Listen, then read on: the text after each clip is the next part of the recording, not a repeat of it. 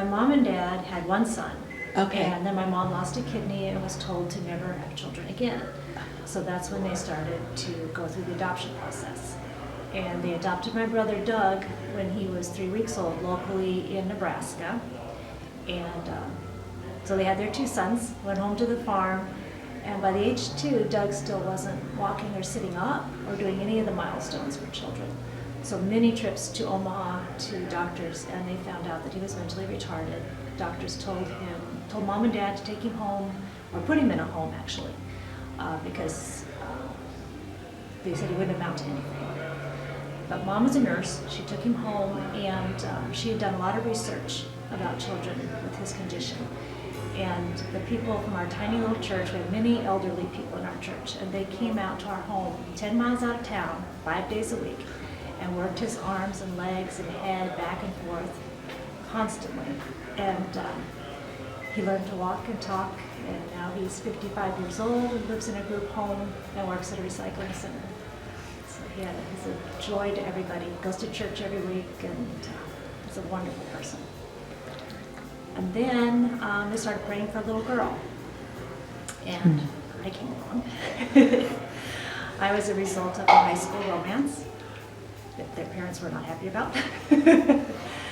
So my birth mom was sent to Omaha from Minnesota. And then mom and dad adopted me through Lutheran Family Social Services. And that was pretty unremarkable. I just came home to the farm.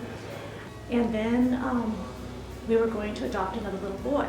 My father had served in the Korean War, so he had seen a lot of the children who were abandoned there. And so we were going to adopt a little boy. We had all the plain paperwork, we had his bed ready, his clothes ready, and 2 weeks before he was to fly to America, his father showed up at the orphanage and claimed him. So I'm like, well, we need a little girl. So we got in the process of another adoption with my little sister. Her name was Kang Young Ah, and she was abandoned in the marketplace in Seoul, Korea. And the policeman there took her to Holt International Orphanage. And she came at age 4.5. And then when she was 14, she got to meet the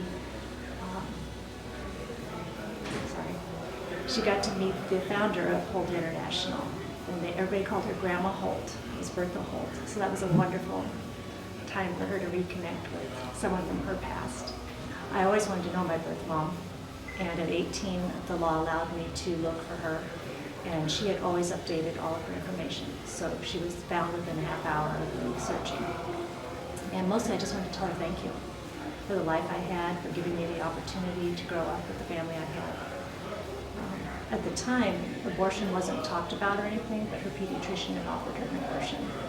And so she faced the rejection of her family. She was sent away. She had the courage to have me.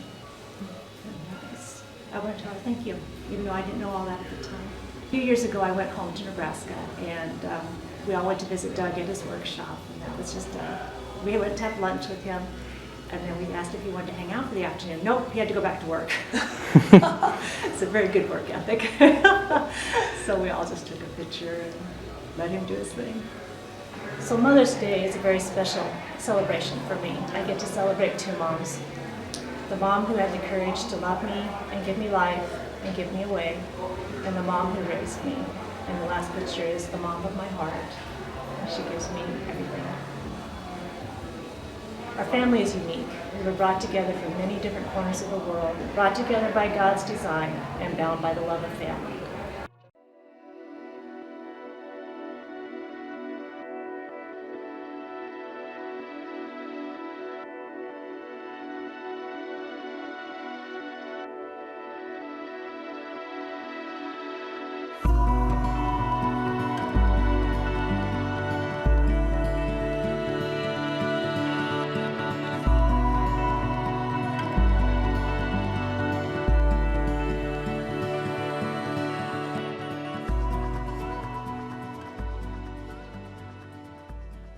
So my niece was unable to have children, and so she got into foster care to adopt.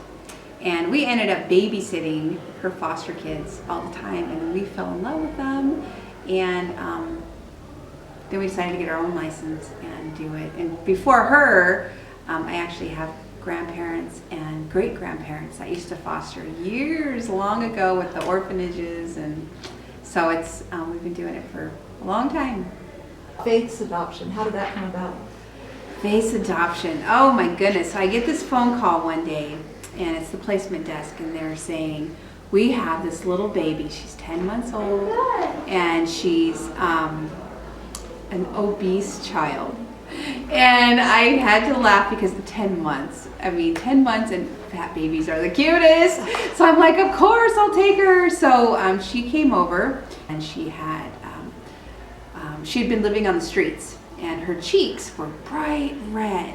And anyways, we knew as soon as she came in through that door, I just fell in love with her, and I'm like, oh my goodness, if she does not need, how do I say this?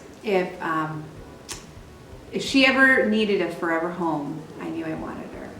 So anyways, we had her ever since, and now she's 4, and we just love her. We just love her. So I can't brag enough about Faith. So what I'd like people to know about foster care, there's a lot of things. First of all, I think people are scared to get into it because, oh gosh, nobody wants to work with CPS, and it's totally not what you think. I encourage people to explore it, ask lots of questions, get educated, and find out that it's actually fun, it's rewarding, it's, I don't know, I can't get enough of it.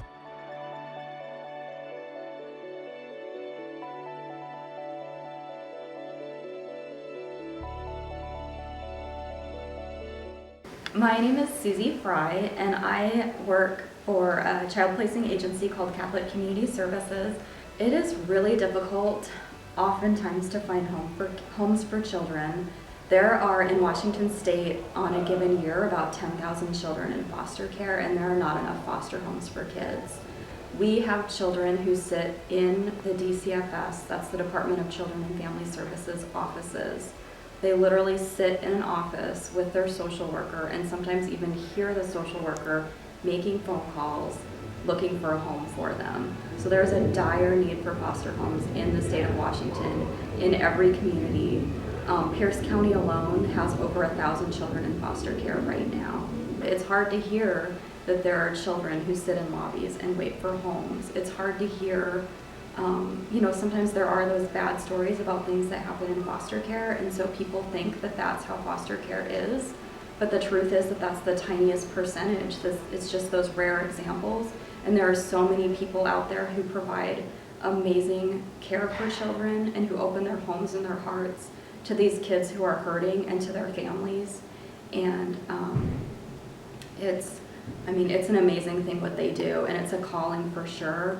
And I have so much respect for what they do, and someday I will open my home up as well to them. What's your heart for churches getting involved? This is exciting for me. My heart for churches, I think that God brought me to Faith Community Church for so many reasons.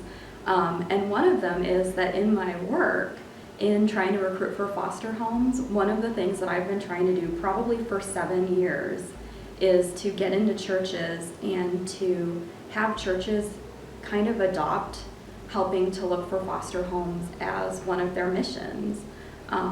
We're called to help the lost and the hurting, period.